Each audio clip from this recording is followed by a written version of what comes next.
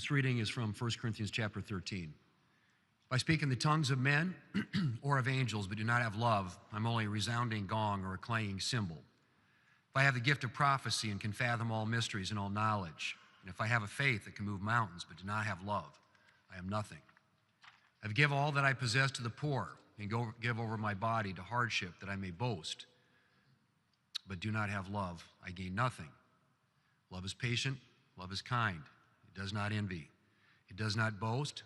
It is not proud. It does not dishonor others. It is not self-seeking. It is not easily angered. It keeps no record of wrongs. Love does not delight in evil, but rejoices with the truth. It always protects, always trusts, always hopes, always perseveres. Love never fails. Where there are prophecies, they will cease. Where there are tongues, they will be stilled.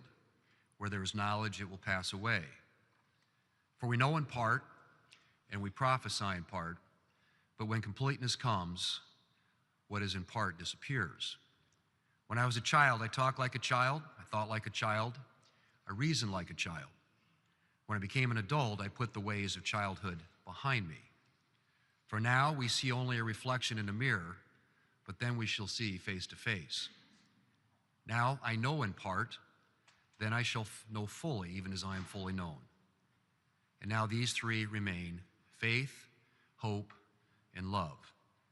But the greatest of these is love. Join me in. Lord, teach us to love as you have loved us. May we reflect your patience, kindness, and truth in all we do.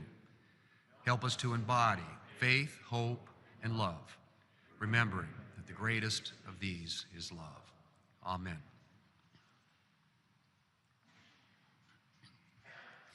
A reading of Psalm 23 and some words to guide all of us in our work. The Lord is my shepherd, I shall not want. He maketh me lie down in green pastures. He leadeth me beside the still waters. He restoreth my soul. He leadeth me in the paths of righteousness for his name's sake. Yea, though I walk down the valley of the shadow of death, I will fear no evil, for thou art with me. Thy rod and thy staff, they comfort me. Thou preparest a table before me in the presence of mine enemies. Thou anointest my head with oil, my cup runneth over.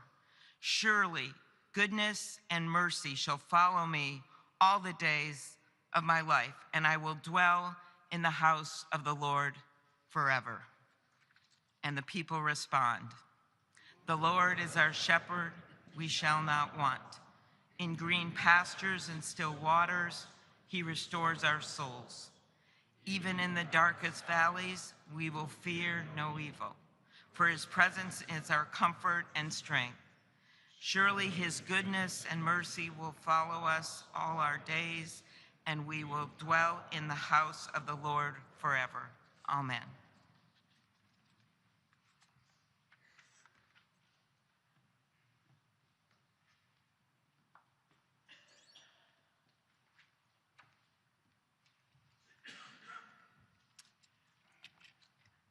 Thank you.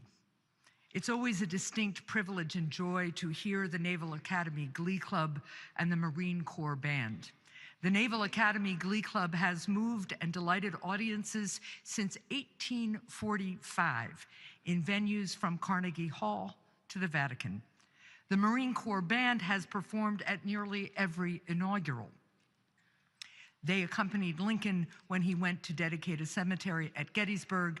They helped us hail the unveiling of the Statue of Liberty, and they welcomed Winston Churchill to the White House. Truly, the story of America has always been accompanied by the rhythms and harmonies of the Marine Corps Band and the Naval Academy Glee Club. And as we give them a warm welcome, please rise and join them as they lead all of us in song.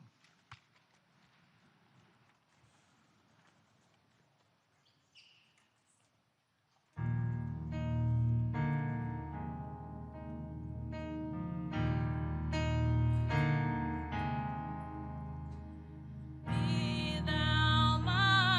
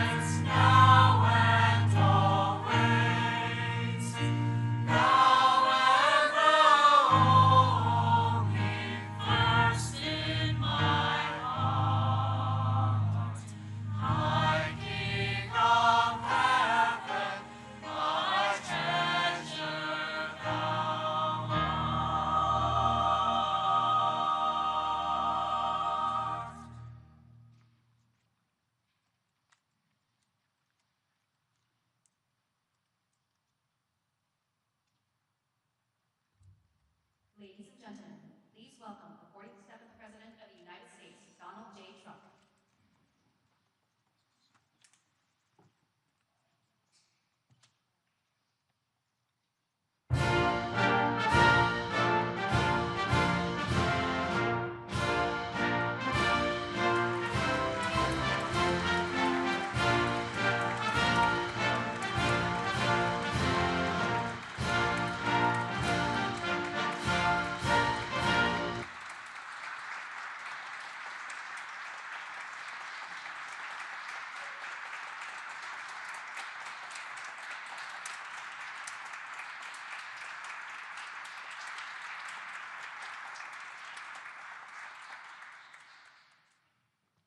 Thank you very much. This is very beautiful, I must say.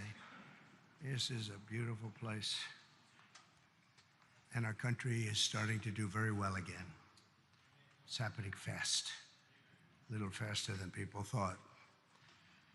Thank you especially to Senator Marshall for the beautiful introduction. Appreciate it very much. Thank you. Great senator you are.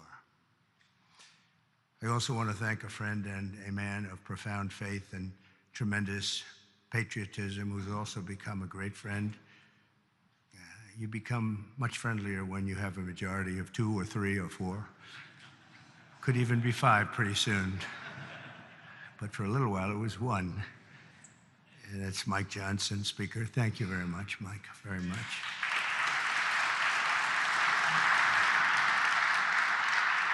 And thanks as well to somebody who's doing a fantastic job, Senator Thune. Thank you very much, Senator. It's not easy. It's not easy. It's really great. And Leader Scalise, Steve, wherever you may be, I think you're here someplace. There he is, a brave guy, too. A brave guy, I always say it. And Senator Chuck Schumer. Chuck, thank you very much. Thank you. Senator Hassan, thank you very much. Thank you, very nice to see you. Congressman Jeffries, thank you. And many other very distinguished leaders in the room. It's a great group of people. If we could ever come together, it would be unbelievable. It may not happen, but it should, and maybe it will.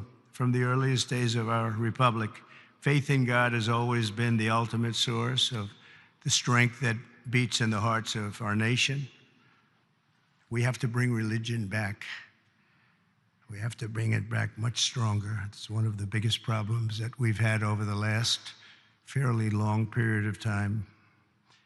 We have to bring it back. Thomas Jefferson himself once attended Sunday services held in the old House chamber on the very ground where I stand today. So there could be nothing more beautiful than for us to gather in this majestic place. It is majestic, and reaffirm that America is and will always be one nation under God. At every stage of the American story, our country has drawn hope and courage and inspiration from our trust in the Almighty. Deep in the soul of every patriot is the knowledge that God has a special plan and a glorious mission for America. And that plan is going to happen. It's going to happen. I hope it happens sooner rather than later. It's going to happen. And it's His hand that guides us every single step of the way. And all of you and the things we have to do is to see the defining role that faith and prayer have played in the life of our nation. And you just have to look at this building, and you can look at each other. You can really look at each other. It's defined almost everyone in this room. I think faith has been very strong with the people in this room. Just steps away from here in the Hall of Columns is the statue of John Winthrop, who famously proclaimed that America would stand as a city upon a hill, a light to all nations, with the eyes of all people upon us. Today, almost 400 years after that famous sermon, we see that with the Lord's help, the city stands taller and shines brighter than ever before, or at least it soon will.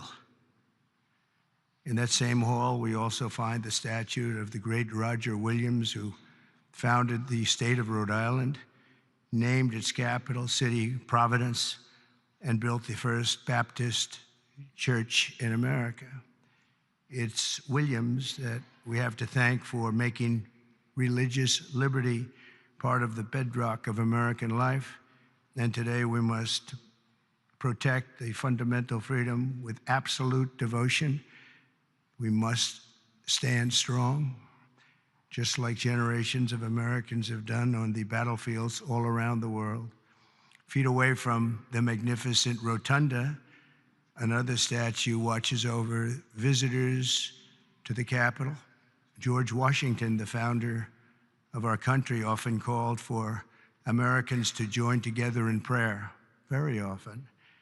And more than 2 centuries later, this morning, we heed President Washington's wisdom and follow in his mighty footsteps. He was a strong man and of great religious strength. The stories of legends like Washington, Winthrop, and Williams remind us that without faith in God, there would be no American story. Every citizen should be proud of this exceptional heritage. We have an unbelievable heritage, and we have to use that and make life better for everyone. That's why as we approach the 25th times 10 anniversary, think of that, 250 years we'll be celebrating next year of our country's founding. I have signed an executive order to resume the process of creating a new national park full of statues of the greatest Americans who ever lived. We're going to be honoring our heroes, honoring the greatest people from our country. We're not going to be tearing down, we're going to be building up. It would be called the National Garden of American Heroes. Some of you will be on that soon-to-be hallowed ground. Some of you, let's see, I can pick a few of you right now by looking. Because there's a couple of you right now I can see. Let's see. It's the president's sole opinion. And I've given myself a 25-year period. And then somebody else. By that time, it'll be very, very built up. No, it will be something very special. And I hope that Congress will fully fund this wonderfully unifying project at the first possible opportunity. It's not going to be a lot of money. It's going to be very important, however, so that more of our people can be inspired by the faith and courage of patriots like those who we honor in these halls.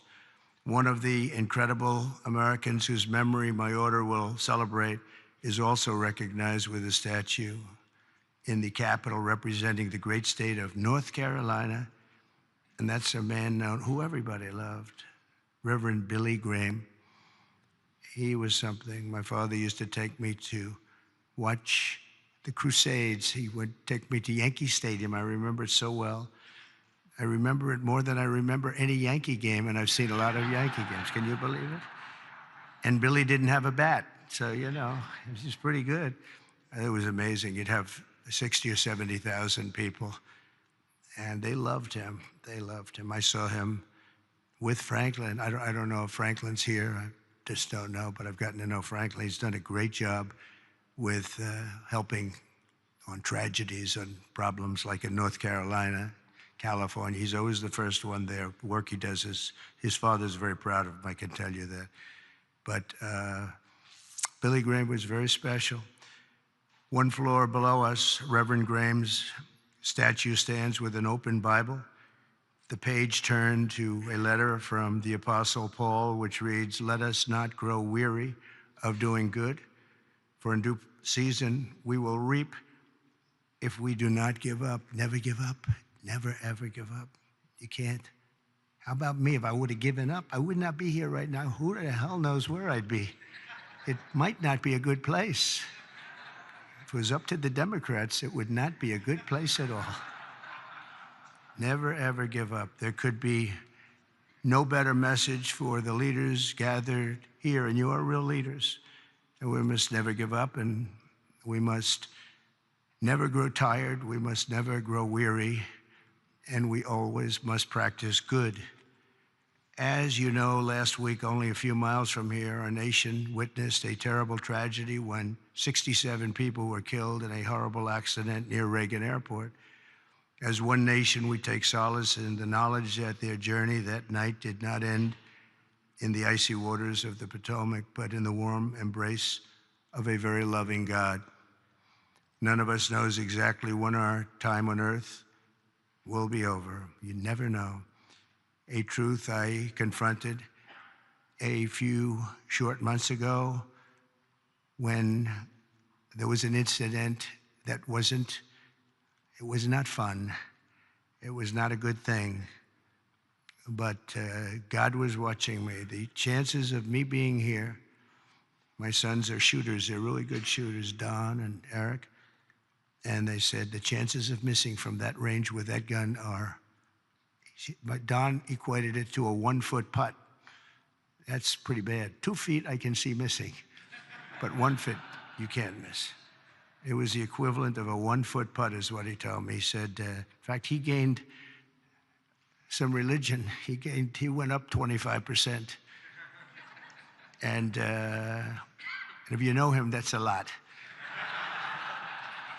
But he said there had to be somebody that saved you, and I think I know who it is. And he looked up and I said, whoa, Don, you've come a long way. He's a good guy. But my 2 sons just really couldn't believe it. Had I not turned that right turn just at that time, and the audience, 55,000 people standing this way, there were just a few people in the back on the bleachers. There was nobody over there except for my all-time favorite chart in history, a chart on immigration. Immigration saved my life, see? So we're going to be good for immigration, okay? But had I not made that turn, boom, and quickly, it was almost as though a deer bolted. You know, they say the only way you miss when you're a good shot is if it bolts. I bolted. I turned to the right to look at the chart, and I said, wow, what was that? What was that? So you never know, but God did that. I mean, it had to be. The chances of turning, there's no reason to turn to the right. You know, the chart is rarely brought down. I brought it down maybe 20%, and 20% of the time. And it's never on my right, it's always on my left. And it's always at the end of the speech, never the beginning of the speech. And if I was a little more than that 90-degree angle, it would be no good. And if I was a little less, it would be no good. It had to be perfect. The thing went right along the edge. It didn't affect my hair. Can you believe that? Might have touched it, but not where it counts. Not the skin part. But honestly, it's a mirror. It changed something in me. I feel even stronger. I believed in God, but I feel much more strongly about it. Something happened. So, thank you. Thank you.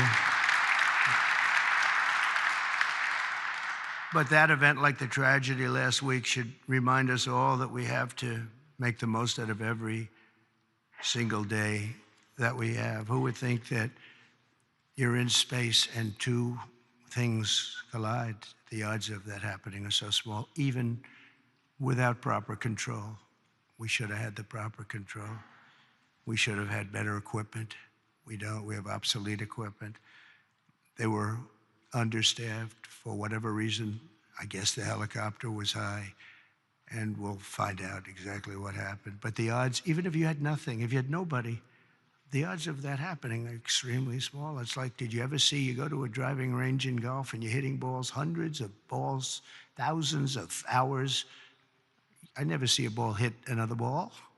Balls going up all over the place. You never see them hit. It was amazing that could happen. There was a lot of mistakes made, and it should have never happened. But regardless of that, it's amazing that it happened. And I think that's going to be used for good. I think what is going to happen is we're all going to sit down and do a great computerized system for our control towers, brand new, not pieced together, obsolete like it is land-based, trying to hook up a land-based system to a satellite system. And the first thing that some experts told me when this happened is, you can't hook up land to satellites and you can't hook up satellites to land. It doesn't work. We spent billions and billions of dollars trying to renovate an old broken system instead of just saying, cut it loose, and let's spend less money and build a great system done by 2 or 3 companies, very good companies, specialists, that's all it is. They used 39 companies. That means that 39 different hookups have to happen. And I don't know how many people of you are good in terms of all of the kind of things necessary for that, and it's very complex stuff. But when you have 39 different companies working on hooking up, different cities had different people, you need one company with one set of equipment. And there are some countries that have unbelievable air controller systems, and bells would have gone off when that helicopter literally even hit the same height, because it traveled a long distance before it hit. It was just wouldn't stop. It was, follow the line. But bells and whistles would have gone off. They have them where it actually could virtually turn the thing around. It would have just never happened if we had the right equipment. And one of the things that's going to be, I'm going to be speaking to John and to Mike and to Chuck and to everybody. We have to get together and just, as a single bill, just pass where we get the best control system. When I land in my plane, privately, I use a system from another country because my captain tells me, I'm landing in New York and I'm using a system. I won't tell you what country, but I use a system from another country because the captain says this thing is so bad, it's so obsolete, and we can't have that. So we're going to have the best system, and a lot of money, but it's not that much money. And it'll happen fast, and it'll be done by total professionals. And when it's done, you're not going to have accidents. It's just not, they're virtually not possible to have. Each of us is blessed with a precious chance to help lead America to renew our pledges of faith and everything else, and bring us to new heights and create a future of promise for our people and for ourselves. We have the most important people in the country in a true sense here, because you're the ones that are going to make the decision. You're the ones that are leading us into so many different things, whether it's the right air control system or the right size military, or what to do and what not to do. Most important people. And many of you are very religious. I know so many of you are very religious. And I just think that our country has been so badly hurt. We're very hurt by what COVID did to religion. It really hurt it badly. People couldn't go to church for a long period of time. Even going outside, they were given a hard time. And I'm not blaming anybody for that, but it was very hard to gather. So they start using computers, if that. And when they come back, it's just, a whole new experience they have to get used to. But it is starting to come back. We had a fantastic thing happen yesterday. The Army had the best recruitment numbers that they've had in more than 15 years. They think it could be 25 years, actually. They're going to probably put that out, but more than 15 years just now. And we were worried about it. We were talking about it numerous times that, we don't have people joining our military services. We don't have people joining our police force. We have to cherish our police. It's so dangerous. You open a car and somebody starts shooting. They have blackened windows. You don't even have any idea who's in the car. Oftentimes they have the dark windows, which are not, in theory, supposed to have, but they have them. The door opens and a gun is pointed at your face, and you can't do a thing about it. It's just nothing you're going to do about it. Your friends will take them out. It's happened so many times, but it's such a dangerous thing. We have to cherish these people. So today we join our hearts and prayers and recommitting to putting our country first. We have to put our country first, making America stronger and greater and more exceptional than ever before. And we have to make religion a much more important factor now. We have to make it an important factor. And if we do that, it's going to be, our job is just going to be much easier. It unifies people, it brings people together. Democrats are going to be able to have lunch again and dinner with Republicans. And I remember just as growing up, I'd see, I revered senators, congressmen, or something very special, but they were out to dinner all the time. We had an old congressman, maybe some of Cy Halpern from Queens, and he was a friend of my father. But he'd have dinner with, he was a Democrat, he'd have dinner with Republicans, and he'd be out, it wouldn't even make a difference. Today, it's like shocking. And it shouldn't be. You have to get together. We really have to get together. We all know what's right and what's wrong, and there's going to be compromise on both sides. But we have to just do the right thing, and we have to get together. You did it with Marco Rubio. You got everybody who was 99 votes, and the only vote was our VP, who maybe we should have been there just to make it 100. But I think I would have been angered if it was 100. That might be a step too far, right? But no, it was great to see a vote. Pam Bondi had support from Democrats, and some of the others had some pretty good support. So, it's doable. We had a recent bill having to do with a very beautiful young lady who was killed from Georgia. And that bill was very bipartisan. It was a very beautiful thing to watch, actually. And so I think we just have to, if possible, we have to unify.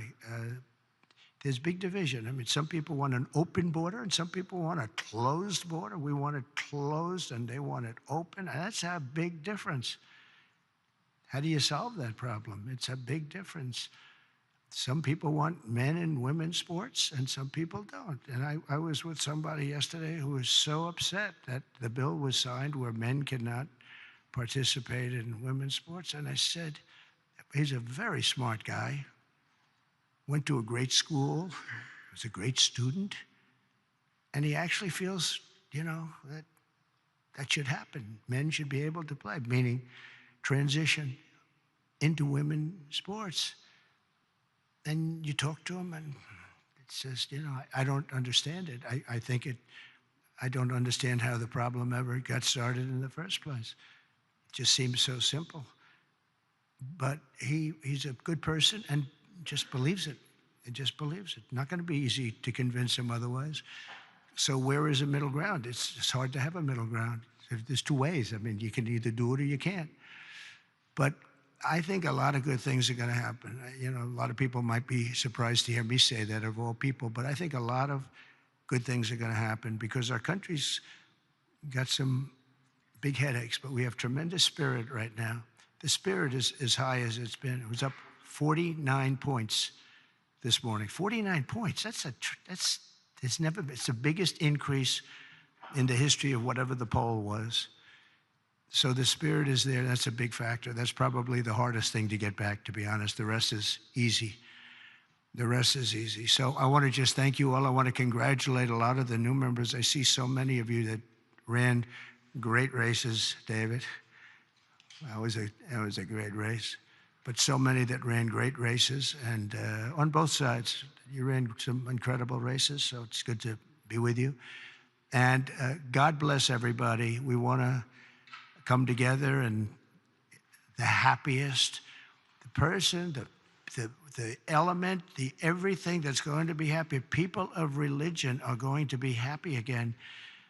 And I really believe you can't be happy without religion, without that belief. I really believe it. I just don't see how you can be. So let's bring religion back. Let's bring God back into our lives. Thank you all very much. Thank you very much. Great honor. Thank you.